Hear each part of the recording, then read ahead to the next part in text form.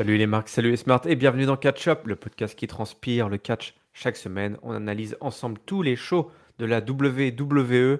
Aujourd'hui, direction le show rouge, direction Monday Night Raw. Nous sommes le 18 juillet 2022 à Tampa, en Floride, dans l'Amalie Arena. Jimmy Smith, Corey Graves et Byron Saxton sont aux commentaires avec moi pour cette analyse exceptionnelle.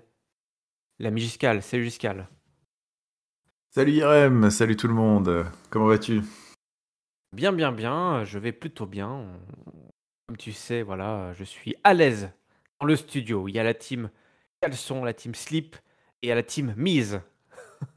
Ah oui, exactement, c'est Les, ça. cou- On les a- couilles à l'air, assis dans le studio, voilà, avec Voilà, bien, le un petit micro verre de bien rosé, droit. voilà, exactement, Voilà, bien droit. il fait chaud, on va se rafraîchir avec ce Monday Night Raw qui est l'avant-dernier avant SummerSlam. Je sais pas si tu en es rendu compte, Giscal. Eh ben, écoute, je m'en suis rendu compte au moment de la 7e fois où ils ont mis un package vidéo où il y avait marqué SummerSlam, c'est dans 15 jours, machin, tout. Ah, il y a des moments où ils y allaient fort. Tu avais l'impression que Ouais, c'était. Enfin, genre, ils avaient perdu l'antenne et qu'ils te passaient des petits packages vidéo de backup quand il y a des non, soucis non, de diffusion. non, écoute, j'ai bien compris. Non, j'ai bien compris, on a bien compris. Ah, je croyais même C'est que bien c'était tout le ça. Gom Show pour tout te dire. Donc, du coup, il y avait des Ah ouais, moments où ouais, je ouais. trouvais ça. Je me dis, mais attends, on y est déjà, on y est déjà. Non, on n'y est pas, mais Je on pensais que y c'était le est. pay-per-view, moi, d'ailleurs, tu vois. Ah oui, bah, évidemment. Puis, un SummerSlam, ça s'ouvre évidemment avec Titus O'Neil, notre Bah oui, représentant c'est ça, global, exactement. Global. l'ambassadeur global dorénavant de la WWE. Alors un titre qui a dû être créé sur mesure pour l'ancien champion 24/7, le Hall of Famer Titus O'Neil. Ça fait bizarre de le dire, mais Titus O'Neil est Hall of Fame grâce à ses bonnes actions, puisqu'il est le récipient, comme on dit, du Warrior Award C'est ça. voilà, pour toutes ces bonnes actions. Alors, c'était un drôle de discours, c'était une drôle de façon d'ouvrir le show. Il nous a fait un discours, Titus O'Neil, nous dire, bah voilà, oh, ici, on est bien entre nous, tout le monde est le bienvenu, venez comme vous êtes. Comme le dit Ah, une c'est un célèbre safe enseigne space. de fast-food. Ouais. Ouais, il Ouais. nous parle de safe space, les mots sont bien choisis. On est dit, Ah, peu les mots sont importe. très bien calibrés. Ouais. Ouais, on n'est Attention. pas là pour parler de politique, de religion ou quoi que ce soit de controverse. Ici, c'est un endroit où vous êtes en sécurité, un safe space, un paradis pour tout le monde. Gardez ça bien en tête et bienvenue à Monday Night Raw. Écoute, c'était chelou. Là, Ouais, il nous a fait ouais, je son sais petit pas. RP. Moi, j'ai bien aimé. Ouais, j'ai bien aimé. Je trouve Ouais, ça oui, oui, on a sympa. bien aimé. Enfin, on a bien aimé. Je comprends que tu aies bien aimé parce que tu aimes Titus Ouais. O'Neil. Déjà, c'est Moi, un chic j'adore. type. Déjà, j'adore Titus. Alors, bon, ouais. Puis, par contre, le public était un petit peu, savait pas trop sur quel pied danser parce que quand même, Oui. notamment quand il nous a dit, ici, on n'est pas là pour parler de politique, de religion. Les gens étaient, mais attendez, mais de quoi on parle en Ouais, on fait là sait, du coup? quoi. Ouais. Oui, oui, il y a pas de problème. Ça, c'est genre, en même temps, t'avais des fois l'impression que c'était un avertissement, quoi. Genre, faites Ouais, gaffe, c'était un peu genre, attention, hein. Je t'ai vu, toi, là-bas, avec ta pancarte. tes revendications. Non, mais ouais, je sais pas. Après, c'était le régional de l'étape. Alors, c'était une façon de faire un peu de chip pop, peut-être, en entrée, là. Parce que je crois que on était à Tampa. Il est de Tampa. Alors, du coup, c'était sympa. Mais oui, oui, c'est vrai que c'était à la fois sympa et chelou. Je suis d'accord. C'est-à-dire que tu te dis, bah oui, ok. Pour moi, tu sais, je l'écoutais parler. Je dis, bah ouais, je sais. Enfin, c'est exactement pour ça que je regarde la WWE. D'ailleurs, j'ai pas du tout envie, quand je regarde un show de catch, de me faire emmerder par des histoires de politique, de religion, de je sais pas quoi et tout. Donc, c'est très bien. Continuez comme ça, les gars. Mais c'est exactement ce que doit être une émission de divertissement. Ça doit pas, on n'est pas obligé de parler de tout ça. Ça nous fait du bien un petit peu de temps en temps, justement de sortir de tout ça. Mais j'ai pas spécialement compris pourquoi il y avait besoin de le rappeler. Mais Alors, est-ce que c'est une sorte de subtil petit message en mode avec toutes les controverses qu'il peut y avoir en ce moment, de dire écoutez, Prenez pas la tête, on gère, hein, vous embêtez pas avec ça. Laissez les professionnels faire leur travail. Ouais, ouais. Peut-être que c'était un petit peu ça derrière, mais bon, écoute, voilà, ça m'a pas déplu, parce que de temps en temps, ça fait du bien de recadrer aussi un petit peu les choses, dire écoutez les gars, vous regardez un show de catch, donc si vous êtes plutôt intéressé par ce qui se passe, des polémiques, des machins, des controverses, des trucs, bah écoutez, passez votre chemin, c'est pas ici. Moi ça me déplaît pas comme petit discours. Le royaume du divertissement. Voilà, on est là Exactement. pour se divertir sous les chants des otaries. Parce qu'on a entendu toutes les otaries aboyer avec C'est ça. Titus O'Neill. Enfin, C'était marrant. Il y a comme une sympathie pour le bonhomme qui est assez drôle, le mec, vraiment. Titus O'Neill, il a plutôt réussi son chemin. Bon, allez, on passe au vrai opener, parce que le mec veut nous divertir. Bah, divertissez-nous, hein. Voilà. Si vous voulez nous divertir, vous avez 3 heures pour nous divertir, donc il va falloir y aller. Et on va voir ensemble s'ils ont réussi cette mission de nous divertir. Ou si, au contraire, ils ont créé justement cette fameuse polémique dont il a parlé. On a donc un petit récap sur cette rivalité chaude entre Becky Lynch et Bianca Belair, avec le match face à Carmella qui était parti en sucette. Et Becky ouvre le show. Elle nous dit, bah voilà, elle nous parle à l'imagerie de train. Elle est le train de la WWE. Becky Lynch, elle nous parle du Big Time Beck Express qui roule vers SummerSlam.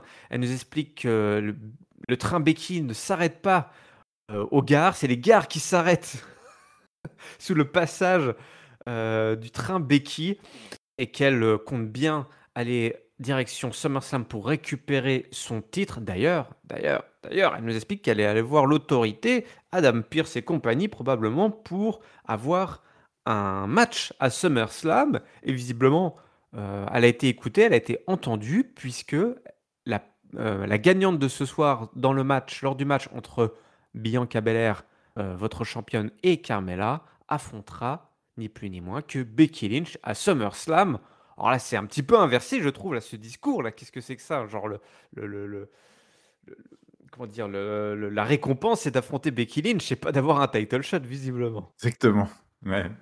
Bon, c'était ça qui était d'ailleurs assez rigolo dans sa façon de présenter les choses. C'est marrant. C'est vrai qu'elle souffle le chaud et le froid un peu toutes les semaines, Becky Lynch. Enfin, plutôt les bookers avec elle. Mais là, j'ai trouvé que l'angle trouvé était pas mal. C'est-à-dire que, en fait, elle est très instable. En fait, ça va bien avec son personnage instable. C'est-à-dire que une semaine, elle est complètement au fond du seau, et puis, hop, la semaine d'après, tu vois, elle ouvre Monday Night Raw. Elle est torse bombé, toute fierasse, là, comme ça. C'est moi la meilleure. C'est moi qu'on va affronter à SummerSlam. C'est pas, tu vois, tu l'as très bien dit. C'est pas moi qui vais affronter la championne à SummerSlam. C'est la vainqueur de ce soir qui va m'affronter à SummerSlam. Donc là, d'un seul coup, paf, son ego est de retour, son indicateur de confiance, sa boussole est de retour à 100%, alors qu'elle était au fond il y a 2 semaines. Donc c'est assez rigolo parce que ça va bien avec son personnage qui est complètement fou, complètement déjanté. C'est sans doute d'ailleurs, je pense, la seule de la division féminine qui a un vrai personnage. Donc c'était plutôt marrant à suivre avec, comme l'a dit Corey Graves, parce que j'arrivais pas à mettre le doigt dessus là, mais donc ces vibes de Lilo là, de Cinquième Élément là, qui était dans son costume là, qui était assez sympa. Effectivement. Non, très très bonne entrée en matière et qui, je trouve, a le mérite d'apporter un peu de dynamisme, un peu de fraîcheur là, donc c'était cool. Ouais. Bon, il n'en faut pas plus pour voir débarquer Bianca Belair, donc qui a son match face à Carmella ce soir, et Bianca explique à Becky Lynch que c'est pas l'histoire du comeback de Becky Lynch de WrestleMania. Hein. Ah, non, c'est l'histoire du comeback de Bianca Belair à SummerSlam. Rappelons-nous, hein, évidemment, le retour de Becky Lynch qui avait coûté cher à Bianca Belair puisqu'elle avait perdu son titre très rapidement. Je ne sais plus c'était en combien de temps, là, en quelques dizaines de secondes. Ouais. Disons, allez, 20, 16 secondes. 25, 24, 27, 24, 26. quelque chose comme ça, je sais plus. Ouais. Ouais, Enfin, vous quelque nous chose comme ça. corrigerez dans les commentaires. Pourtant, il le répète tout le temps et tu vois, on Mais retient oui. pas. Mais Bah je non, crois que c'est non. 24. Un truc Je comme fasse un ça. t-shirt. Hein. Ouais. Elle compte bien, donc voilà, elle compte bien battre ce soir Carmella et aller botter le cul de Becky Lynch à SummerSlam. Donc c'est l'histoire de deux rédemptions en fait, mon bon Giscal, qui s'affrontent. C'est Ça, c'est ça. plutôt intéressant. La rédemption de Becky Lynch complètement dans la désillusion et la rédemption Mm. véritable de Bianca Belair qui a chuté à SummerSlam et qui a dû repartir depuis le début. Les deux femmes ont un petit peu reparti tour à tour un peu en décalé et elles vont s'affronter une bonne fois pour toutes à SummerSlam, ce qui va construire évidemment une superbe affiche. Alors, s'en est suivi un match dans la foulée entre Bianca Belair et Carmella. Carmella, pareil, qui arrive et qui fait son intro, qui dit qu'elle va gagner. Elle se moque de Bianca Belair. Il y a une brawl dans la foulée. Bianca Belair a un petit peu laissé sonner par les deux méchantes qui l'ont attaqué en même temps. Le match, du coup, est d'abord en la faveur de Carmella, puisque Bianca Belair, ça l'a un petit peu sonné. Elle va essayer d'en profiter. Elle va envoyer, je crois, Bianca Belair à un moment donné dans les escaliers de fer. Mais voilà, Carmella ne va pas pouvoir tenir comme ça jusqu'au bout. Bianca Belair est trop forte. D'ailleurs, au petit passage, Carmella, super, qui s'est trouvé un nouveau surnom. Comment on l'a dit The Great Ass of the Badass. C'est quelque chose Ouais, comme ça, je ça, The crois. Greatest Ass, ou je sais pas, ou un truc. Ouais. C'est pas Ouais, juste, elle est pas juste badass, c'est aussi The Greatest Ass. ouais, c'est The Un truc comme Badass ça. with C'était pas mal, Great c'était pas mal. Ass. Ça sonnait beaucoup mieux quand elle l'a dit que quand on essaye de le répéter. Ouais. Oui, malheureusement, ouais, tant mieux qu'elle le garde, c'est sa catchphrase, Tant c'est mieux, pas tant la mieux. nôtre. Moi, je sais pas si je pourrais dire ça, par exemple, je ne sais pas, je sais pas. Ça dépend, Que- ça revient à la discussion de slip ou caleçon qu'on avait tout Ouais, à l'heure, c'est voilà, aussi, ça dépend aussi beaucoup de ça. je ne sais pas si je suis vraiment un badass. Toi, je sais pas. Ouais. Ouais, bref. Et donc, on retourne au match et Bianca Belair parvient à un moment à choper comme ça Carmella qui avait fait un moonsault là. Et elle bloque, elle compte le crossbody, le transforme en souplesse. Elle place son KOD. 1, 2, 3. Victoire de Bianca Belair, donc qui conserve son titre. Écoute, moi, Giscal, au-delà du match. Alors, déjà, parlons de Carmella. J'ai trouvé que Carmella avait fait plutôt une bonne prestation. Elle est vraiment une très bonne mid-cardeuse, Carmella. Elle tient bien son Ouais. perso. Et puis, son match était tout à fait correct. Même si je sais que tu n'aimes pas trop parfois comment dire, les affrontements verbaux qui se jouent en mode Hmm. voilà, Avec fille de la rue, là. ouais, avec les doigts qui volent là, comme ça. Bitch, comme ça là. Ouais, non. Ouais, non, c'est pas ma cam. Après ça marche. Carmella, ça marche pas trop mal. Je suis assez d'accord. C'est plutôt une valeur sûre, je trouve, Ouais. de la mid-card féminine à la WWE. C'est un bon élément. Elle joue très bien la heel. Elle connaît bien les ficelles. Tu sens qu'elle est expérimentée. Elle fait pas trop d'erreurs et elle a un personnage dans le ring qui marche pas trop mal comme ça en heel. Donc elle a fait une prestation, comme tu dis, qui est correcte dans le match. Mais bon, voilà, c'était une défense de titre. Bah, c'était un peu à l'image de ce qu'elles ont fait à Money in the Bank, c'est-à-dire que c'était sans beaucoup de relief. Elles ont récité un peu 2-3 classiques, mais bon, c'est quand même pas dingo. Je trouve qu'ils ont beaucoup abusé de cette histoire des comptes à l'extérieur et beaucoup de Et comptes à ouais. l'extérieur. Ouais. Bon, C'est-à-dire qu'il y alors avait une voilà, parce que stipulation, t'as raison il y avait la de le souligner, stipulation, une il y avait la stipulation. stipulation, donc bon, ils en ont beaucoup joué. Ok, bon, pourquoi pas, mais ça reste quand même ça reste un match que j'ai trouvé assez long pour l'objectif accompli, qui était quand même de se débarrasser de Carmella. Et j'ai pas trouvé la victoire de Bianca Belair du coup très impressionnante parce que au final elle s'est quand même fait malmener pendant 10 minutes à se faire beaucoup décompter à l'extérieur et tout. Voilà, je sors pas de l'émission en me disant waouh, Bianca Belair, ça y est, elle a mis Carmella derrière elle va pouvoir passer à autre chose. C'est pas trop ce qui découle de ça et ça aurait dû plus l'être, je trouve. Donc ça, de ce côté-là, c'est un petit peu raté. Après, je reviens plus sur la petite passe d'armes verbale entre Becky Lynch et Bianca que j'ai trouvé assez intéressante pour le coup. Voilà, là, c'est des rares petits éclairs de soins apportés à Ouais. l'écriture, c'est-à-dire que enfin on donne, tu vois, Bianca Belair, moi, je l'aime bien, elle est impressionnante physiquement. On a déjà parlé, elle connecte bien avec les fans, plutôt une bonne championne. Parce qu'elle voilà, suscite de belles réactions, fait des belles prestations, c'est bien, mais je trouve que c'était quand même un peu fade, un peu plat comme règne, parce que bon, voilà, elle enchaîne un peu les victoires, un peu de seconde zone, on va dire. Et là, j'ai trouvé assez intéressant d'essayer de lui donner vraiment une motivation à son personnage, parce que enfin, tu sens qu'il y a quelque chose qui se passe avec sa challengeuse, donc en l'occurrence Becky Lynch. Et ce côté un petit peu, c'est un peu dans le prolongement de la promo de Becky Lynch, c'est d'inverser finalement le rapport de force, de dire bah voilà, c'est Becky Lynch qui arrive, qui dit c'est la vainqueur de ce soir qui va m'affronter à SummerSlam. Et donc et c'est ma redemption story, j'étais au fond et je lâche jamais, regardez je reviens et tout, bon qui est un discours un peu face mais qui est servi de manière heel, donc ça marche pas mal. Et en fait t'as Bianca qui se réattribue ce truc là, je trouve ça assez sympa de se dire non t'as rien compris, c'est mon histoire de rédemption parce que j'ai pas oublié ce que t'as fait il y a un an. Et je vais définitivement mettre les points sur les i et gommer cette erreur. Et donc c'est ma redemption story alors que c'est elle la championne, tu vois. Donc je trouve qu'il y a une sorte de bascule qui se fait entre les deux qui est plutôt intéressante parce que ça reste une rookie par rapport à Becky Lynch, donc je trouve que le positionnement est pas mal. Et enfin, on essaie de raconter un petit peu un truc, tu vois. J'aurai l'occasion de revenir dessus plus longuement dans la review, mais c'est tellement rare que ça mérite quand même d'être souligné.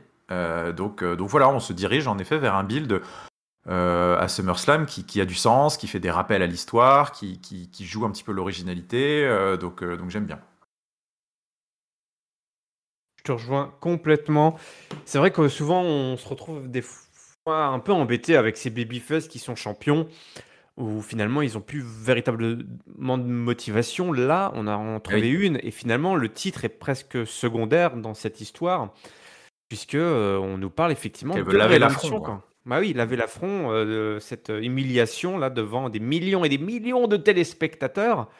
Il y a un an à SummerSlam, le titre c'est pas le plus important.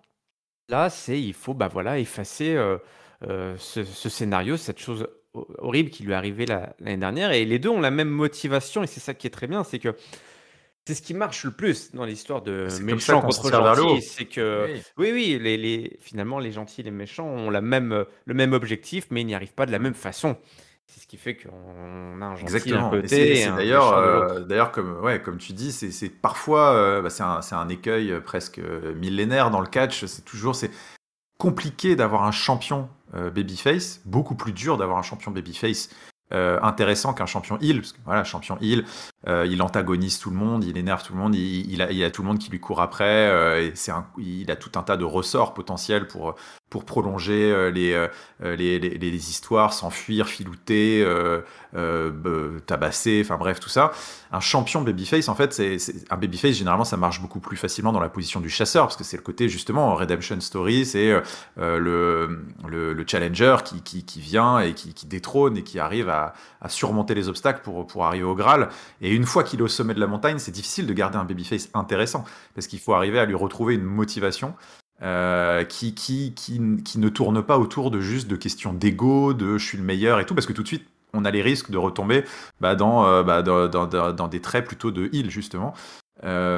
Et donc j'ai trouvé que là, voilà, en 10 minutes, ils avaient réussi à faire un truc qui n'était pas si mal. C'était vraiment d'arriver à voilà, trouver un sens, une motivation, une épaisseur de personnage aussi à Bianca Belair, qui n'est pas juste que une fille qui sourit et qui agite sa couette, voilà, mais qui a quelque chose à raconter, qui a quelque chose à prouver.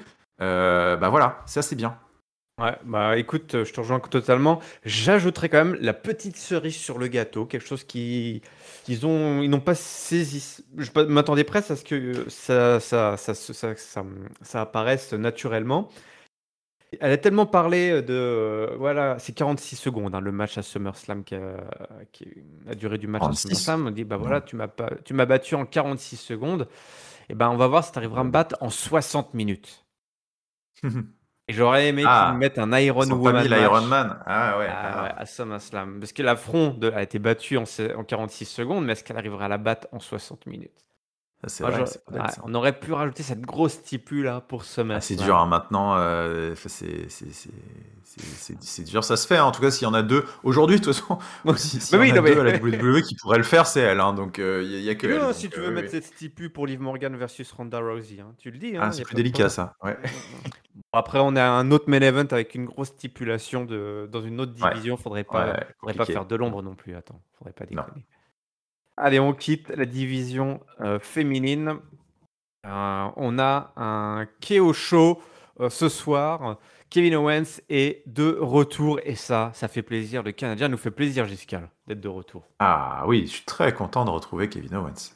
Où Il, était-il? C'est ça. où était-il? Eh ben, il nous explique, il nous l'explique à nous, spectateurs, et aussi à Riddle, son invité, il nous explique avec toutes ces histoires avec Ezekiel, Elias et Elron, là, il a pété un câble, il s'est perdu, il avait besoin de souffler, de faire un break, il était en burn-out, et du coup, il est parti dans la forêt, dans la nature, Voilà. voilà, une petite retraite dans la nature, il a soufflé, il s'est déconnecté, Kevin Owens, il s'est connecté, parce qu'il devenait complètement dingo, et il a eu raison, il a eu raison.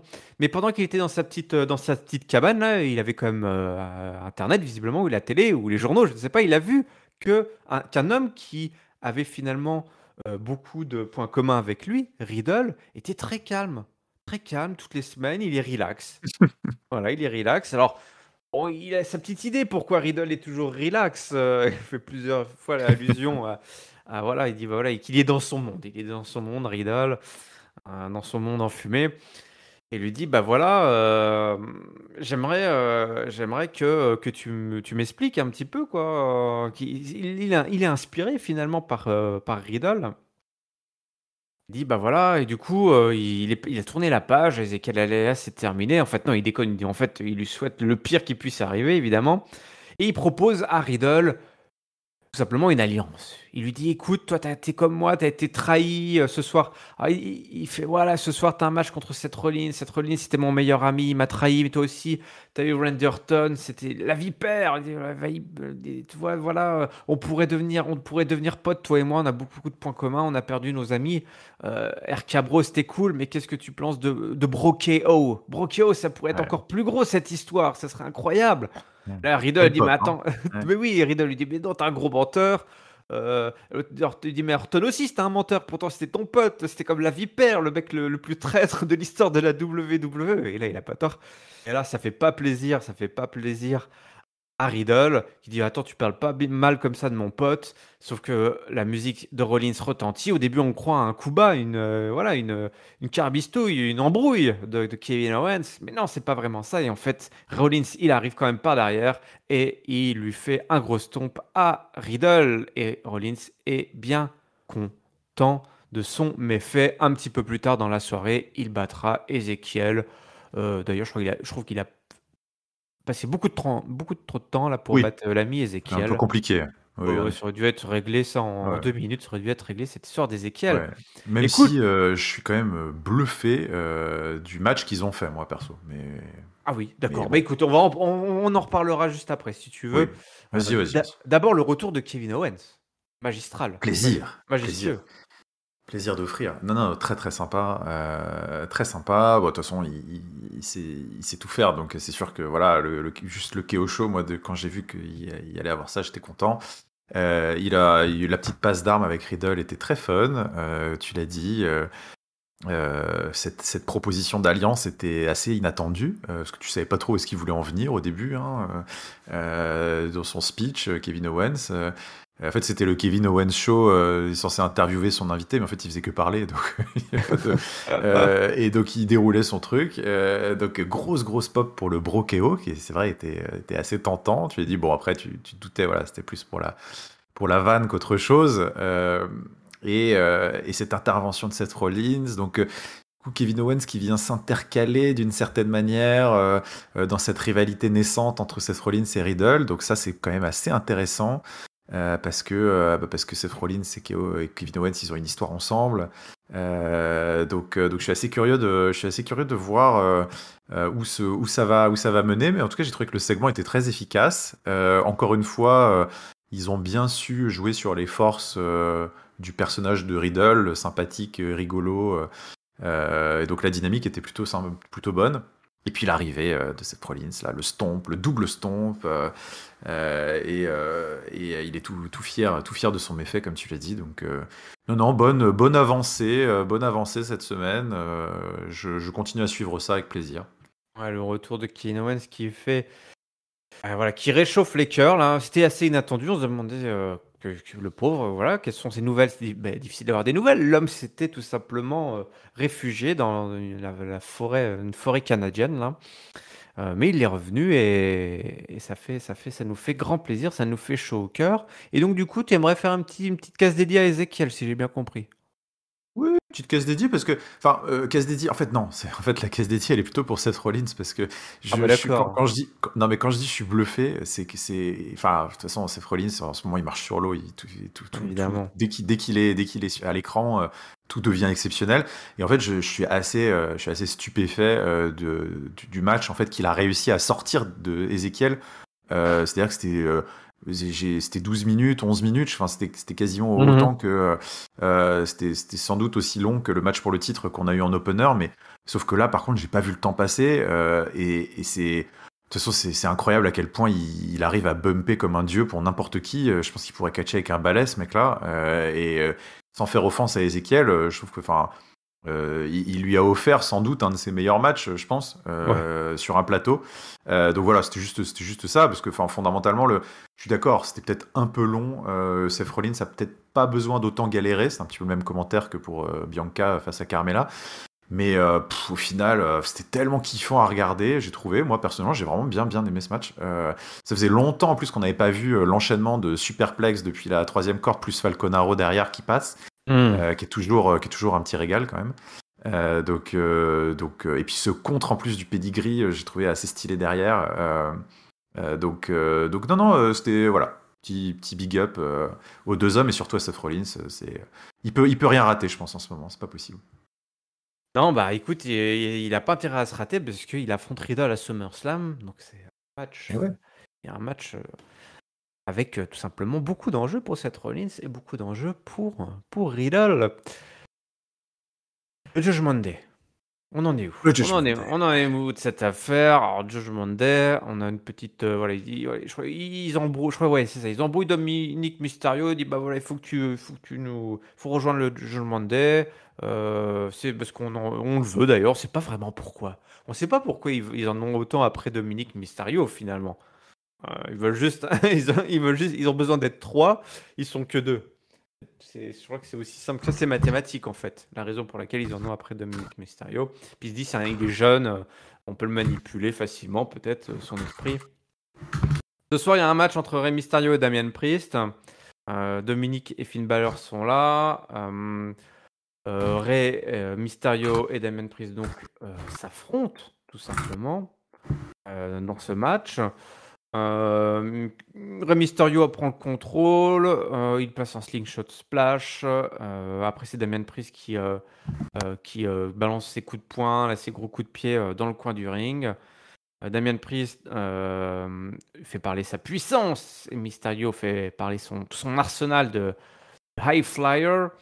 Et puis Dominique finit. Alors, Priest parvient à obtenir la victoire avec visiblement un Razor's Edge. Hein, il a piqué un petit peu une prise une prise de Edge. Et puis à la fin, donc c'est la victoire pour Damian Priest. Et ils s'en prennent tous les deux à Rey Mysterio. Dominique doit accepter de rejoindre le Judgment Day, sinon ils vont continuer de taper sur la tête de leur papa, avec une chaise notamment. Un concerto qui se prépare et finalement Dominique dit d'accord, je rejoins le Judgment Day, c'est bon. Et les autres le regardent, Damien Priest regarde, fait ah, tu croyais que ça allait être aussi simple? Et là boum, il l'attaque avec le coup de chaise. Il se retrouve comme un con Dominique à se faire tabasser. Donc c'est pas terminé cette histoire de Judgment Day. Ils avaient enfin un troisième membre et puis finalement non, ils en veulent pas. Qu'est-ce que c'est Ouais, qu'est-ce que exactement, c'est c'est ça. l'histoire? Drôle de. Alors, il y a du bon et il y a du pas très très bon. Moi, c'est le genre de truc, j'encourage. Enfin, je mets plutôt un point positif parce que j'ai l'impression qu'on allait un petit peu plus quelque part que les semaines précédentes. Il y avait une volonté, on va dire, d'essayer de raconter quelque chose qui était déjà un petit peu plus pertinente, dans le sens où ça aurait été vraiment un peu bidon, là, le coup de je tabasse ton père, je vais lui faire un concerto, alors tu nous rejoins. Enfin, ouais, je trouvais que c'était plutôt bien vu en termes de développement un peu de Priest et Balor en fait, de tendre un petit peu un piège à Dominique, de dire non, non, mais en fait, t'as raté le test, t'aurais dû casser la figure de ton père et en fait, t'aurais dû prendre la chaise et lui exploser la face. Je trouvais que c'était assez puissant quand même comme discours et là, ça en dit un peu plus long sur la mentalité du groupe qui est en fait complètement enfin c'est des fous furieux enfin tu vois tu visualises un petit peu plus la dangerosité un petit peu des mecs quand ils te sortent un truc comme ça tu vois tu te dis ok parce que jusqu'ici les reproches qu'on avait fait les semaines précédentes ensemble lors des reviews c'était en fait c'est quoi l'intérêt de vous rejoindre enfin vous servez à rien on comprend pas trop où est-ce que vous voulez aller d'ailleurs vous-même c'est quoi votre motif et tout je dis pas que c'est clair comme de l'eau de roche maintenant mais je trouve qu'il y a une dimension qu'il n'y avait pas avant. Je trouvais que voilà, cet angle d'essayer de pousser, de vraiment faire en sorte que les mecs qui recrutent adhèrent complètement à leur mentalité qui est totalement barrée, déjantée, dark, destructrice et tout. C'est quand même déjà mieux que de juste vouloir recruter le premier pecno venu.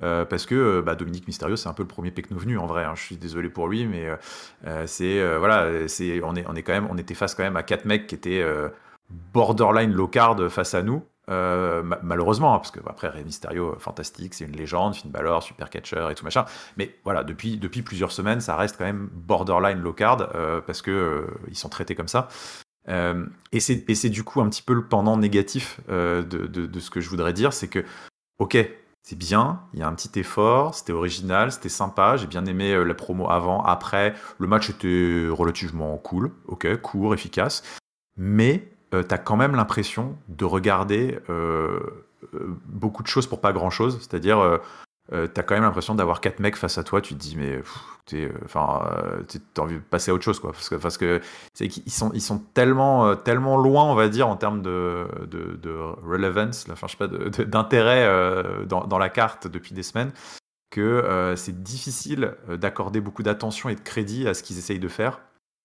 Parce que voilà, ça reste 2 low-carders qui essayent d'enrôler un low-carder dans leur faction, qui a pas de ceinture, qui a pas de programme, vraiment, qui a pas de direction.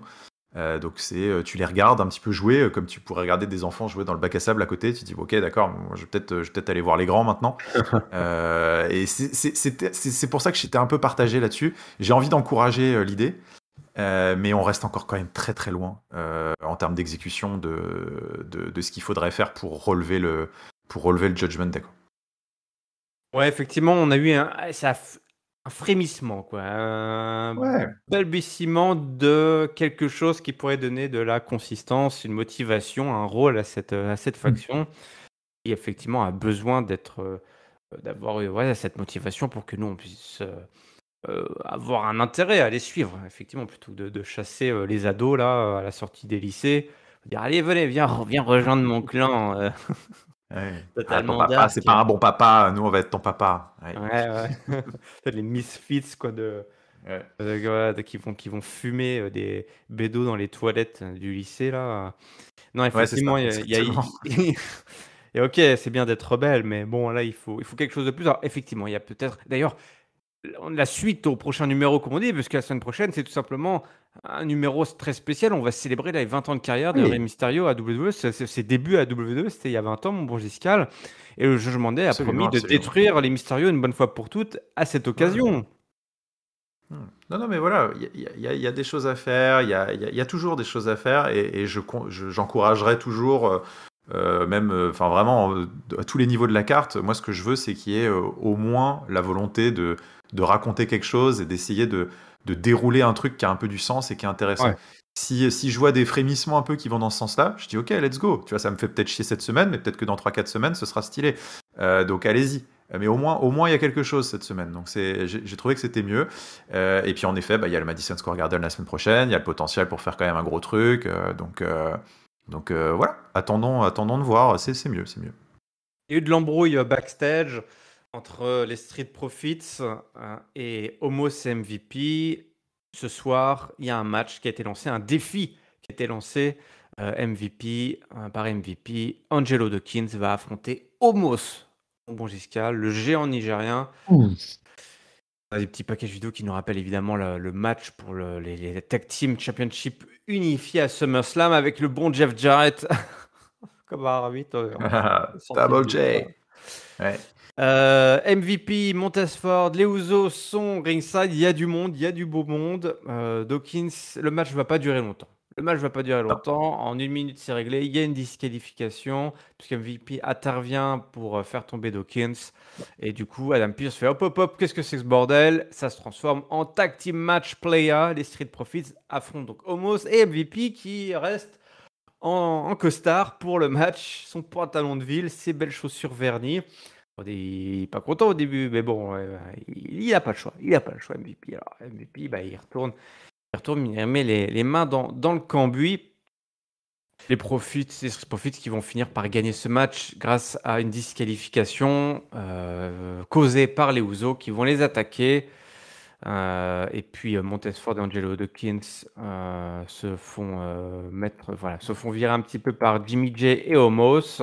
Omos, voilà, la force tranquille, la force nigérienne. Et puis on a un double shock slam pour finir cette séquence, mon bon Giscal. Eh ben écoute, j'ai été diverti, comme on dit, c'est le sport entertainment, j'ai été entertained. Je trouve ça sympa. Écoute, c'était une bonne façon, une façon utile et habile de mixer un peu les choses, parce que ça faisait quand même beaucoup de semaines que... parce que bon, cette rivalité date de bien avant Money in the Bank aussi, donc avant Money in the Bank, on avait déjà eu le droit à tout un chassé-croisé de match solo, de match tag team, de machin, de 3 contre 3, de 4 contre 4 et tout, pour essayer de faire toutes les combinaisons possibles du Rubik's Cube là, entre Street Profits et les Usos. Depuis post Money in the Bank, c'était rebelote, je sais plus si c'était, enfin voilà, Jey Uso contre Montesford, et puis un coup Jimmy contre Dawkins, enfin bref, ça recommençait. Bon bah voilà, un petit peu de changement. C'était sympa de voir Omos et MVP contre les Street Profits avec les Usos en ringside. Ça permettait de mixer un peu les choses et de proposer autre chose. C'était court, les matchs étaient courts, bien overbookés, c'est-à-dire que je trouve que ça n'a pas excédé ce qu'il aurait fallu. C'était assez dynamique. La fin avec les Usos qui viennent gâcher la fête et du coup les challengers qui se font écrabouiller par Omos. Ça accomplit tout un tas de choses, hein. Ça permet aux Usos de prendre de la hit. Les Street Profits ont pu faire tout un tas de gros moves pendant le match qui ont fait qu'ils étaient bien chauds. Et puis Omos, ça lui permet de ramasser au passage un petit peu de momentum, puisqu'il c'est toujours utile. Donc bon an, mal an, j'ai trouvé. Et puis on a eu un petit ball-in de MVP, un peu old school, j'ai trouvé toujours fun aussi. Donc non, voilà, bonne petite séquence qui continue à faire monter la sauce. J'attends la semaine prochaine. Fini les matchs, parce que ce sera le Go Home Show. Fini les 1v1, les 2v2, les 3v3, les 4v4, les combinaisons et tout. Là, faudra genre une bonne promo qui tâche, bien trash talk, avec une grosse brawl. Et puis direction SummerSlam. Et ce sera très très bien comme ça, et on va s'éclater. Donc voilà. Effectivement, je te rejoins. Voilà, on a un peu épuisé toutes les configurations possibles. Là, ils ont réussi quand même à nous proposer quelque chose d'original avec quelques spots plutôt sympas. Voilà, on a envie d'avoir le gros moment. Là. Cette grosse promo, là, ça pourrait être sympa. C'est comme des beaux talkers, là, les frangins Ouzo d'un côté, les Street Profits de l'autre.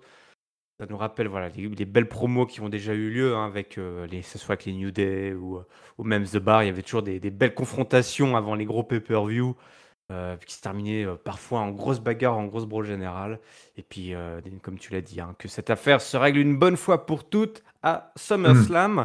Un homme qui va avoir du pain sur la planche, un homme qui va avoir du boulot, du taf à SummerSlam, c'est Theory, notre nouveau chouchou.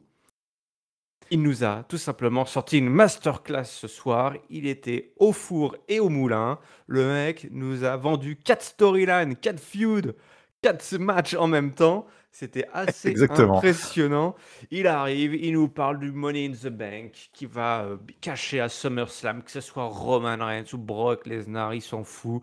Il a bien vu, hein, Brock Lesnar écraser American Alpha la semaine dernière.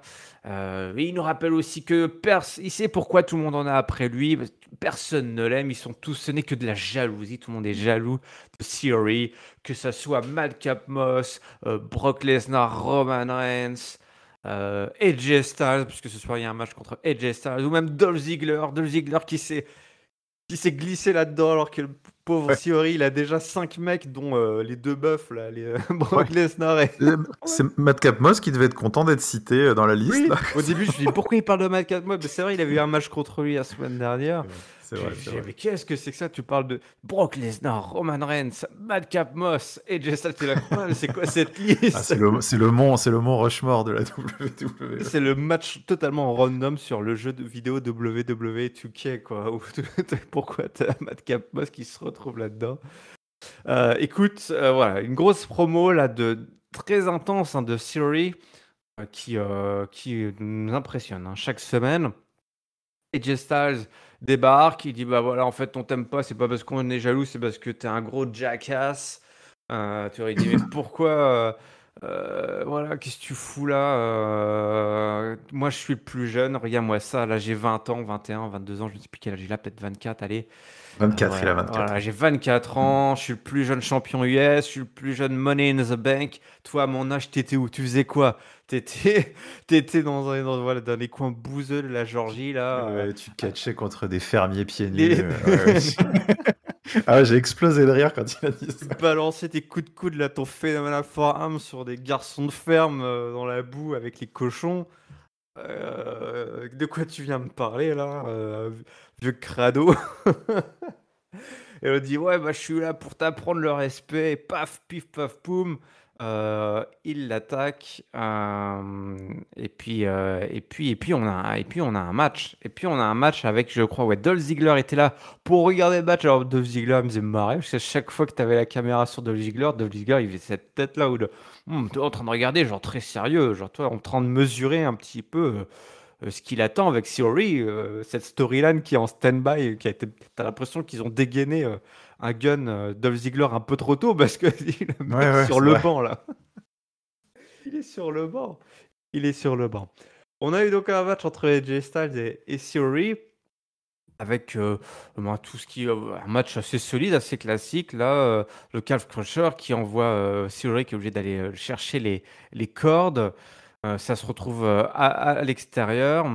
Theory balance AJ Styles sur la table des commentateurs. Évidemment, on se rapproche de Dolph Ziggler. Hein. Et puis, quand on retourne sur l'extérieur, Styles bump sur l'arbitre et Ziggler en profite pour placer un gros super kick pour déclencher le décompte à l'extérieur. Hein. Le pauvre Theory ne parviendra pas à retourner sur le ring avant le compte de 10. Écoute, je ne Eh suis oui. même pas sûr d'avoir rendu justice à tout le travail acharné et incroyable qu'a accompli Theory ce soir à Tampa. Quel homme! Il a grandi, hein. Il est Quel passé homme. de Il a jeune, grandi. Ouais, c'est d'enfant à vrai. ado à un jeune homme, là. Il est prêt. Il est prêt. Bah écoute, en tout cas, ça ça commence à être difficile de lui trouver des défauts. C'est vrai que je trouve ouais, je trouve qu'il a été exceptionnel ce lundi. Chaque semaine, en fait, j'ai l'impression de le voir grandir d'un an, quoi. Enfin, en termes d'expérience, je trouve que c'est assez fulgurant et assez incroyable. L'éclosion à laquelle on est en train d'assister depuis 3-4 mois. Volontiers, je serais le premier à dire que ce soit fin d'année dernière, quand il a débarqué, je mettais pas un gros copec sur lui, hein, concrètement. Et alors, je suis très très heureux de m'être trompé parce que c'est tout simplement. Je pense qu'on est en train d'assister vraiment à l'explosion d'une potentielle vraiment superstar pour les 10, 15 prochaines années à la WWE parce qu'il a tout. En fait, il a tout. Il a la gueule, le physique, la promo, l'attitude, les sortes de charisme naturel qu'il est en train de montrer. Il a gommé vraiment tous ses défauts très vite, je trouve, depuis qu'on lui a filé ses promos. Parce que là, ça commence à faire beaucoup de promos seul, micro en main au centre du ring qu'il a depuis maintenant quelques mois. Alors qu'avant, voilà, il faisait beaucoup de segments backstage, de choses comme ça. Là maintenant, il a les promos en milieu de show, micro en main pour hyper, comme tu l'as dit, limite 4 feux en même temps. Le mec, il hype le main event de SummerSlam, il hype son match, il hype les feux et tout. Il fait tout ça et il a gommé tous ses défauts qui étaient, je trouve, d'aller un peu vite dans son discours. C'est-à-dire que tu sentais qu'avant, il avait toutes ses promos dans la tête, il récitait, il respirait pas forcément, il laissait pas forcément le temps au public de jouer un petit peu avec lui aussi. Là, il Et l'a là, fait, tu hein, il y vois, avait les chants Watt, il ouais, prenait le temps, il dit arrêtez de me vois à quel watter. point t'as l'impression à quel point on a l'impression qu'il a fait ça toute sa vie. Il rembarrait les chants, les watts, il jouait avec. À un moment, même il rebondissait dessus. Il dit, je vais vous dire what's up. Enfin, genre, je vais vous dire what. Je vais vous dire ce qu'il y a. C'est que je suis. C'est pour ça que vous me détestez tous. Enfin, il est parfait dans son rôle. Et derrière le match était nickel chrome. Bon, bien aidé toujours. Hein, voilà, AJ Styles, c'est une assurance tout risque. C'est difficile de faire des mauvais matchs avec AJ Styles, donc super opposition, très, très smart de lui envoyer AJ Styles dans les pattes, très très bon adversaire, de la même manière que c'est très très smart aussi de lui envoyer Dolph Ziggler. En fait, moi je trouve que c'est fantastique. J'applaudis autant le travail de Theory que le travail de la WWE avec Theory, parce que ce qu'ils font depuis 2-3 mois avec lui, c'est vraiment une masterclass. C'est cette lente ascension vers l'intérêt du public là, avec son titre US, avec Bobby Lashley, et puis ce switch là vers le Money in the Bank, et maintenant le fait de lui potentiellement lui envoyer du Dolph Ziggler, du AJ Styles, des mecs avec qui il pourra jamais faire de mauvais matchs, avec qui il va forcément briller, et avec lesquels il va pouvoir avoir des super joutes verbales. C'est très très malin. Donc ils prennent leur temps. Et pour l'instant, il leur rend bien parce que voilà, super promo, le mec sait tout faire. Et puis en plus, j'ai bien aimé là, à la fin de leur promo où c'est le fait que ce soit AJ Styles qui s'énerve. Je trouve que c'est bien vu parce que ça va bien avec. Alors déjà, ça va bien avec le personnage d'AJ Styles depuis quelques mois, c'est-à-dire qu'enfin, on voit aussi un AJ Styles qui arrête de se laisser marcher sur les pieds depuis ses feuds avec Rollins et Edge où il lui réclamait tout le temps de arrête, on veut voir le vrai Pitbull, on veut voir, on en a marre du AJ Styles qui sourit, qui dit c'est pas grave et tout machin. Donc là, voilà, en fait, il en a marre de se faire casser les roubignoles là, qui plus est par un petit jeune. Donc il a perdu son sang-froid et il lui a collé une mandale. Et ça colle parfaitement avec le côté tête à claque de Théorie, où c'est vrai que t'as juste envie, c'est de lui en coller une quand il commence à parler, quoi. Donc tout ça était bien fichu. Non, c'est rien d'autre à dire, c'est parfait.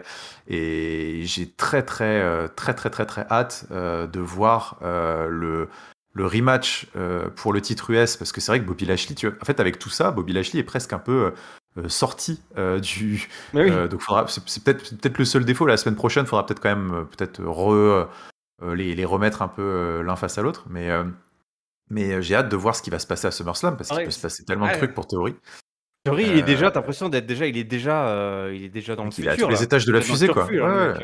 Il est dans le C'est ça, turfu. le match, son match. Mec, il a un match à SummerSlam et il a déjà presque 3 feux derrière qui l'attendent, quoi. C'est incroyable. Limite, on voit déjà presque les ceintures autour de lui. En plus, là, c'est assez. Ah bah là, ouais. C'est assez incroyable cette transformation et tout ce qui s'est passé avec Theory. Écoute, tu l'as bien résumé. On l'a bien résumé. Le mec, ils ont confiance entièrement en le gars. Les gars prouvent chaque semaine qu'ils ont eu raison. Ils ont raison de parier sur ce mec. Et un mec talentueux et bien entouré en plus. Donc quand on entoure, tu l'as dit, c'est important. On entoure bien un mec sur qui on veut miser. En Exactement. l'occurrence, c'est Theory. Theory, c'est l'avenir. L'avenir, c'est maintenant. Par contre, là maintenant, mon gros Giscal, on va parler de quelque chose d'autre. Hein. Un peu moins excitant. On a eu un match, un 3v3 féminin. Je sais même pas vraiment pourquoi. On a eu ça. Ils ne savent pas non plus, je pense, mais oui. Voilà, Asuka, Dana Brooke et Alexa Bliss ont affronté Nikki, ASH, Tamina et Doudrop. Au bout de 2 minutes, Tozawa est apparu d'en dessous du ring pour choper le titre 24/7 à Dana Brooke. On est suivi un échange de roll-up là. Alexa Bliss, Nikki, Doudrop, Tamina et à nouveau Dana Brooke qui se sont chopés le titre. Et puis tout ce bordel a permis à Asuka de placer le armbar sur Nikki et d'offrir la victoire à son équipe. C'était nul. C'était nul. C'était nul, voilà, c'était nul. Mais je saurais même pas. Enfin, c'est-à-dire que quand tu dis c'était nul, moi c'est mon hypothèse, je te fais confiance parce que j'ai même pas. J'ai vu l'annonce du match, j'ai avancé directement le lecteur vidéo de 15 minutes, donc je peux pas te dire ce qui s'est passé. En fait, c'était idiot. C'était pas Euh, nul, c'était idiot. ouais, c'était. Donc, si j'ai bien compris, il y a eu un bordel avec la ceinture 24/7 dedans. Voilà. Je sais pas. Ça me déprime parce que voilà, tout le monde va dire. Enfin, c'est ok, j'aime pas trop le catch féminin, d'accord, certes et tout. Bon, Ah, là, mais t'étais pas aidé là avec ce match-là, c'est sûr. mais le truc c'est qu'en plus, moi, j'aime pas, mais j'ai envie hein, potentiellement. J'aimerais bien. C'est juste que c'est de la merde. En fait, moi, je peux rien faire. Hein, c'est de la merde. Je ne sais pas, en fait, je comprends pas. Je ne comprends pas pourquoi c'est fait comme ça. Mais bon, là cet épisode cristallise un peu plusieurs semaines ou mois d'énervement, j'en sais rien. Mais fondamentalement, quand je suis le lendemain du visionnage et que j'en parle à froid, je me dis, enfin, en fait, c'est la même chose depuis 10 ans. Alors, ok, parfois, il y a des moments de folie. Il y a eu les Charlotte, Becky Lynch, Ronda Rousey à WrestleMania, Sasha Banks, Bayley, les Force Woman, c'est fantastique tout ça. Mais en fait, quand tu sors de ça, et moi c'est ça qui me déprime. On en a beaucoup parlé sur le Discord. Quand tu sors du match pour le titre chez les filles, il y a rien. Il y a rien. Alors tu regardes Monday Night Raw. Alors ok, il n'y a pas de titre secondaire dans la division féminine. Surtout maintenant, il n'y a plus les titres par équipe avec ce qui s'est passé avec Naomi et Sasha Banks. Donc ils n'ont pas de ceinture par équipe. Ils n'ont pas d'équivalent du titre US, du titre intercontinental. Mais les hommes, enfin, a priori, ça les arrête pas pour écrire des trucs pour eux. Qu'est-ce qu'on a eu cette semaine? On a eu le Judgment Day avec les Mysterio. On a eu le KO Show avec Matt Riddle, Seth Rollins. On a eu l'histoire avec dont on va parler après avec le Miz, Logan Paul. On a eu, enfin, c'est à tous les étages de la carte. Chez les hommes, il peut se passer des trucs sans ceinture. Mais chez les femmes, jamais, jamais. Ça fait 10 ans, 15 ans, peut-être, je sais pas, moi je regarde le catch depuis 15 ans, jamais, il se passe jamais rien. Il n'y a pas d'histoire de mid-card, il n'y a pas d'histoire de low-card. Il y a un titre, il y a une challengeuse, elle perd. Ok, on va faire un six-pack challenge la semaine prochaine pour savoir qui est-ce qui va aller voir la championne dans 4 semaines.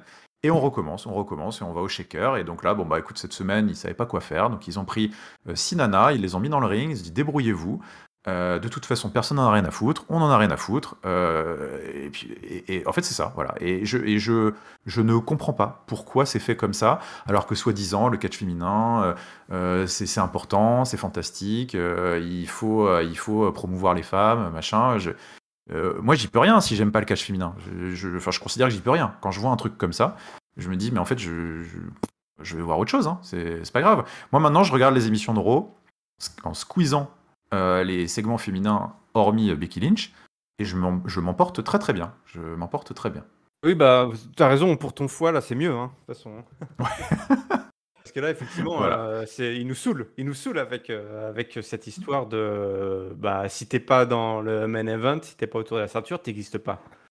Donc, effectivement, enfin, tu vois, là, enfin, la pauvre Asuka, elle qui était dans ce qui semblait être une rivalité avec Becky Lynch, je dis bah voilà, il va y avoir peut-être plusieurs histoires, peut-être même nous mettre de l'Alexa Bliss là-dedans. Finalement, même Ouais. ça, ils Ah, le mais font pas. il pourrait faire tellement de trucs. Alexa Bliss, elle est bourrée de talent. Asuka aussi.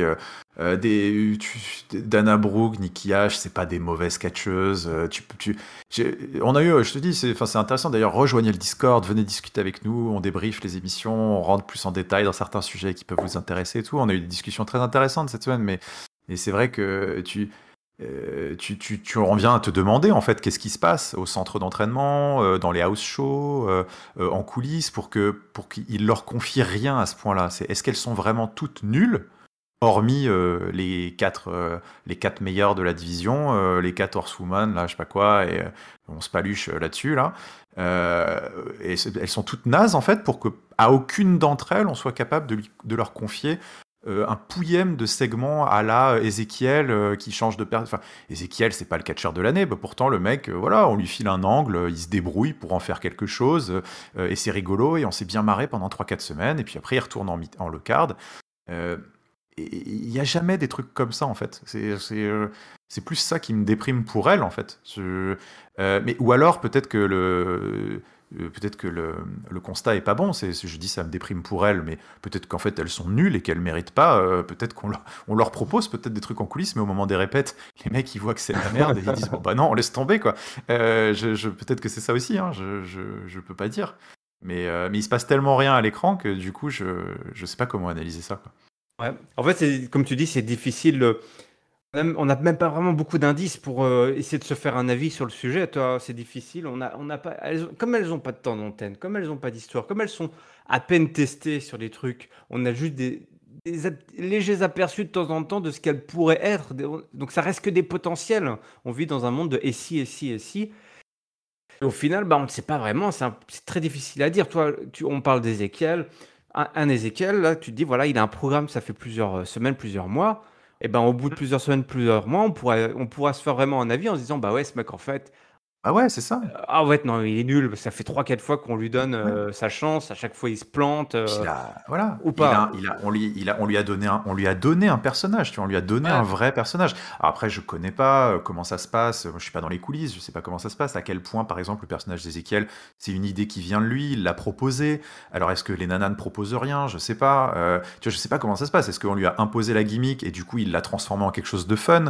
Mais des histoires comme ça, chez les hommes, il y en a potentiellement, il y en a plein. Tu vois, tu peux repenser, il y a 10 ans, parce que ça doit bien faire ça maintenant, mais le New Day, quand ça a démarré, c'était un traquenard sans nom, ce truc-là. Tu te demandais, enfin, tu te disais, mais oh, les pauvres, putain, le truc qui se ramasse. Bon, mais n'empêche que il s'est passé un truc pour eux et un concours de circonstances, le talent, une rencontre avec le public et tout, ça s'est transformé en un truc légendaire. Mais après, sans partir dans des extrêmes comme ça, je sais pas, il y a des histoires qui me viennent de mid-quart d'heure, de low quart d'heure. Tu peux penser à ce qui s'est passé il y a quelques années, je sais pas, tiens, avec par exemple Cesaro et Sheamus. On les avait collés dans un truc foireux. Ils avaient pas de programme. On s'est dit, tiens, vous allez vous affronter 7 fois. Ah ouais, avec Parce une que folie et tout. Putain. et vous allez vous affronter 7 fois. À l'époque, va Et le au mieux final, pas être dans une histoire avec Mick Foley, quoi. et au final, ça s'est transformé en The Bar et c'était incroyable. Et parce que, mais le truc, c'est que peu importe de savoir si c'est le talent de Sheamus ou Cesaro, ou c'est une idée peut-être de génie des bookers et ça s'est transformé, machin et tout. Mais le truc, c'est qu'il se passe des trucs comme ça, tu vois, pour que ça se transforme potentiellement derrière et faire en sorte que Sheamus, Cesaro, après derrière, ce soit devenu une équipe quasiment pas de légende, c'est un peu fort, mais tu vois, c'est quand même de ces dernières années, c'est devenu une énorme équipe à la WWE. Et c'est des petits trucs comme ça. En fait, comme il n'y a jamais de graines plantées, il n'y a jamais d'histoire, il n'y a jamais de programme, il n'y a jamais de chassé-croisé et trucs, bah, ça veut dire que dans 6 mois, si tu fais un package vidéo pour hyper un match pour le titre et tout, t'as rien à mettre dedans. T'as rien parce qu'il s'est jamais rien passé. Et donc, c'est une sorte de cycle sans fin, de spirale négative, ou de toute manière, tant que tu ne feras pas l'effort. C'est pour ça que je leur jette pas complètement la pierre aux filles, parce que à la limite, je m'en fous, même si c'était nul. J'aimerais bien voir au moins des histoires, tu vois. Genre, même si c'était nul, au moins on pourra pas leur reprocher d'avoir essayé. Mais là, il y a rien. Voilà, il y a rien. Et là, il y avait quelque chose pour nous montrer qu'il n'y avait rien. C'est ça le pire. Voilà, c'est C'est ça. en plus, il nous le montre qu'il n'y a Là, on rien. avait le néant face à nous, là. Ouais, c'est ça, exactement. Bon, écoute, c'était pas le main event, heureusement, pour toi, mon Boisgescal. On a terminé sur une bonne note. Un Miss TV, je sais que tu adores les Miss TV. Et ce soir, en plus, on a Ah, un invité j'adore. prestigieux, Logan Paul, célébrité du web, du YouTube. Il a changé le social media game. Écoute, Logan Paul, il y va pas par 4 chemins, il arrive direct, il était un peu, il était sous drogue, c'est pas possible quoi. Il arrive, il fait ouais, Miss, accepte mon challenge pour SummerSlam. L'autre, attends, qu'est-ce qu'il fait? Calmez-vous, monsieur, calmez-vous. D'abord, regardons un petit récapitulatif de ce qui s'était passé. Donc, on nous voit un petit peu, voilà, alors, le match à WrestleMania, la trahison du Miz. Il dit bah voilà, c'était une leçon que je t'avais donnée. Maintenant, je vais une tu veux, oui, je l'ai répondu, je veux mon match, je veux mon match. Je fais, mais non, voyons, euh, Logan ne le prend pas comme ça. Écoute, toi et moi, on a beaucoup de points communs. Logan Paul dit, ouais, effectivement, enfin, voilà, moi j'ai construit, j'ai changé j'ai construit ma carrière sur ma réussite. Hein, j'ai changé, parce que je disais, hein, j'ai changé le social media game. Moi aussi, j'étais un underdog. Et Miz dit, mais non, je veux toujours pas ce match. Alors, Logan Paul, il dit, écoute, si c'est comme ça. ça va mal se passer. Il dit, mais attends, on est au Miss TV là, qu'est-ce que tu racontes? On n'est pas au Logan Paul TV, c'est ce bordel. Alors, Logan Paul commence donc il lui dit, écoute, ce qui va se passer, c'est que la semaine prochaine, je vais faire mon propre show, et puis d'ailleurs, il lui rappelle qu'il a t'as des petites couilles de toute façon. Elles sont minuscules tes couilles, tes coucougnettes. Il dit, Mise, mais non, moi j'ai des grosses couilles. Alors, j'imaginais Giscal se plier de rire, là, se fendre la poire Ouais, devant ce segment. D'ailleurs, il a une preuve, il a un t-shirt, il nous dévoile un t-shirt. Mes couilles sont massives. D'ailleurs, qui est en vente dès maintenant sur le shop à 27 $. Hein, avec le cours de l'euro, ça va me coûter cher cette bonne blague. Et puis l'autre il dit, je veux pas de ce match.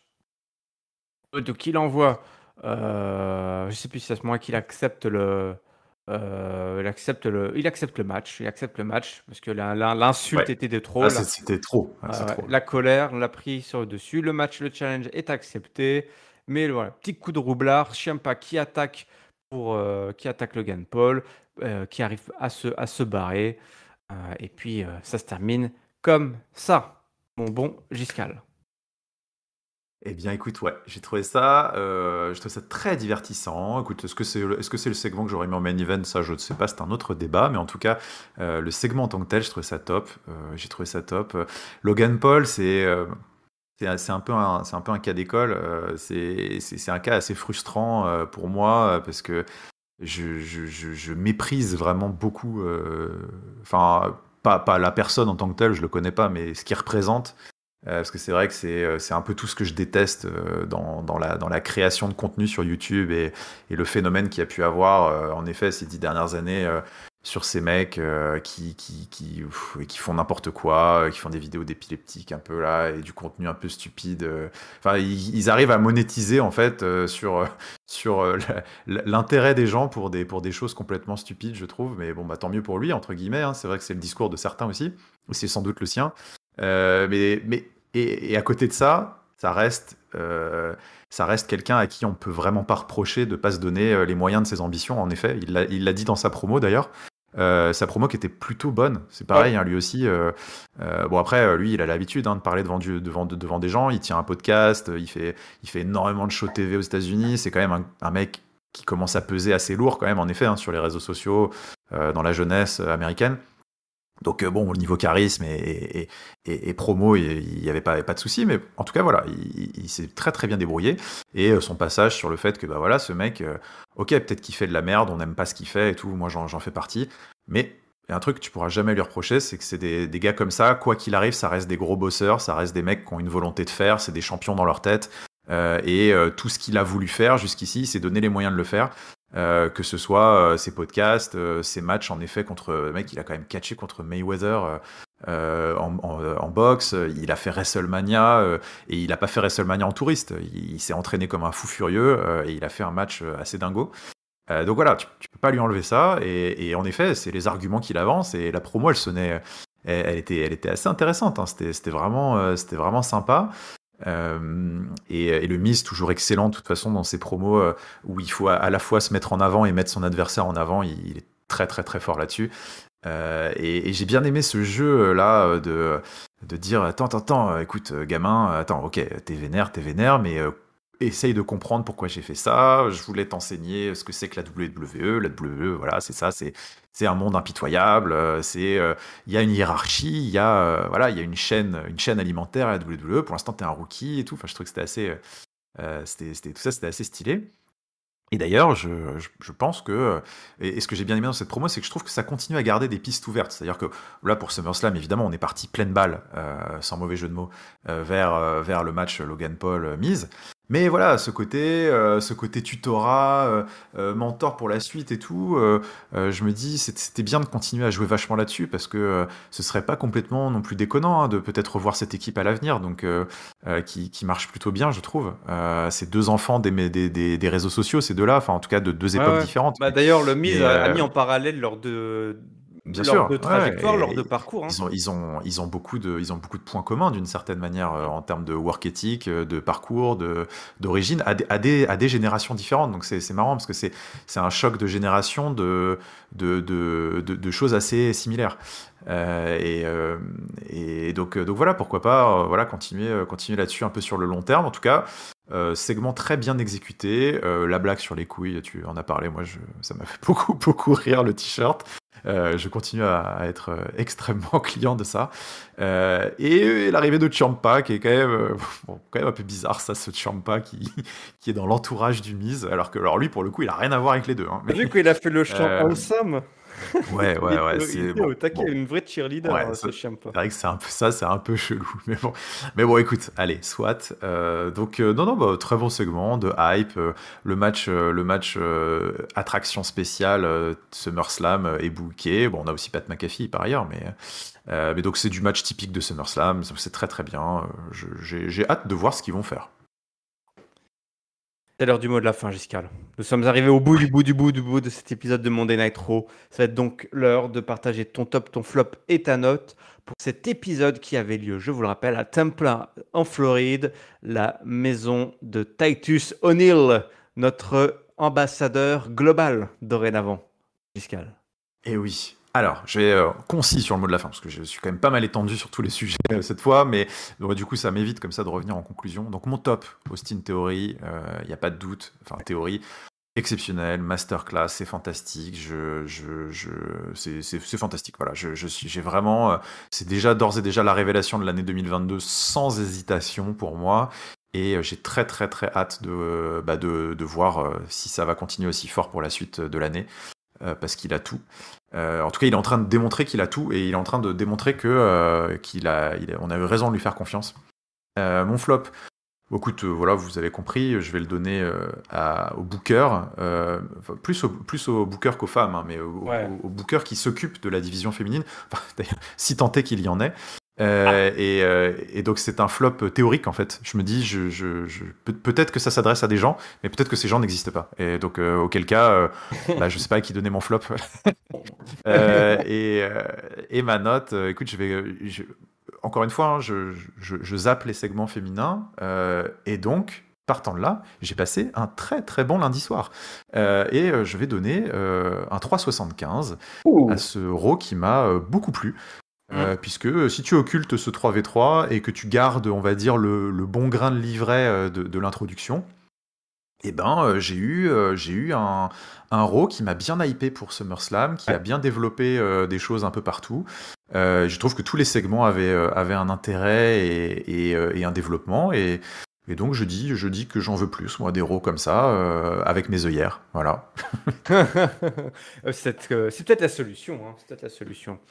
Je vais te donner l'avis de tonton. Après, voilà, après on va dire que je censure. Mais non, je suis un homme nouveau, j'arrête de censurer.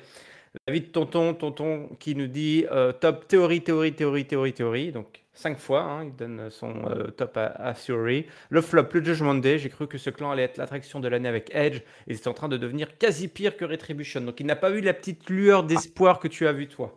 Je pense Non, qu'il a, il après, on a... va pas s'emballer non plus, hein, mais Non, oui, non, oui. non, mais bon, il a quand même mis son flop et il a reterré définitivement le Judgment Day, quoi. Terminé. Allez, hop. La fin nous dira sûrement qu'il avait raison, mais voilà. Oui, oui, il y a Judgment des Day, chances, il y a des chances. un bon coup de pelle. Allez, note Raw assez attractif, je lui donne un 3. Voilà, donc il reste sage, sage, sage. D'ailleurs, il a partagé les ratings, le bon tonton, c'est l'homme des chiffres. Écoute, Ah, les alors, ratings. il balance des ratings, je me dis, mais alors c'est bon ou c'est pas bon? Parce que moi j'en sais rien, toi, il me dit c'est stable. C'est bon ou c'est pas bon? Ouais, c'est stable. Bon, bah, si c'est stable. Bon, bah, écoute, oui, oui, merci, oui, docteur. Il dit qu'il aurait pu s'attendre à une montée des ratings, étant donné qu'il n'y a plus de concurrence frontale avec, c'est vrai, les finals de la NBA, ça s'est terminé. Mais le show rouge reste dans sa moyenne habituelle. Donc, on est aux alentours de 1,7 million, 1,8 million de personnes qui regardent ce show rouge. Et nous, on est dedans, même si là, en l'occurrence, on n'est pas compté. Moi, Ouais. mon top et mon flop, c'est exactement les mêmes que toi. Je crois, là, Giscal, il y a le top, la façon, c'est Theory. Je pense que là, il est parti pour rafler la mise. Et mon flop, c'est pareil. Moi, je donne ce segment féminin. Et c'est vrai que cette sorte de bouquin, c'est assez. On se pose des questions sur ce qui se passe. Et puis ma note, je vais peut-être faire pareil que toi, de dire que je fais tout pareil que toi. Mais moi, j'ai beaucoup aimé aussi. Hein. Je suis presque tenté de donner un 4, mais je sais pas. Ouais, moi Hein. j'ai voulu mettre 4, mais je me suis dit non, c'est pas honnête parce qu'il y a quand même il y Ouais, a il y a les quand même- œillères qui comptent. Alors, Ouais, je pense que je vais faire comme toi, mais on est vraiment pas loin. On est vraiment pas loin. Hein. ouais, Parce ouais. que cette théorie-là, Je te dis, c'est la décote de 0,25, c'est les œillères parce que c'est pas très confortable à mettre. Ça me fait des marques sur les tempes et tout, c'est chiant. Mais ouais. Allez, je te rejoins 375, tout pareil, voilà, exactement, un vrai copycat. Pour cet épisode du 18 juillet de Monday Night Raw, Catch Up, c'est évidemment votre podcast qui analyse tous les shows de la WWE. N'hésitez pas à nous suivre, à vous abonner pour ne manquer aucun épisode. C'est simple et c'est gratuit. On est sur toutes les plateformes de podcast, de streaming. On est également sur YouTube pour la version vidéo avec la section commentaires. N'hésitez pas à balancer votre top, votre flop et votre note, nous dire ce que vous avez pensé de cet épisode de Monday Night Raw, les réseaux sociaux, Catch Up CDC, Twitter, Facebook, Instagram, le Discord. Tu en as parlé, Giscal. Le lien est dans la description. N'oubliez pas, la semaine prochaine avec le Go Home Show, ça annoncera également la réouverture des pronostics. Les pronostics, est-ce que ce SummerSlam va enfin couronner un champion mondial, un champion poids lourd des pronos? Est-ce que Sam va conserver son titre de champion roll-up? On le saura très bientôt, dans 10 jours. Rendez-vous pour SummerSlam. Je te remercie, Giscal, pour ta présence et ton analyse. Grand merci de m'avoir accueilli, Irem, et merci pour cette présentation encore une fois fantastique. On vous donne rendez-vous très bientôt pour la suite. Et d'ici là, on vous souhaite évidemment à tous et à toutes une bonne semaine pleine de catch. Salut, salut. Ciao, ciao tout le monde.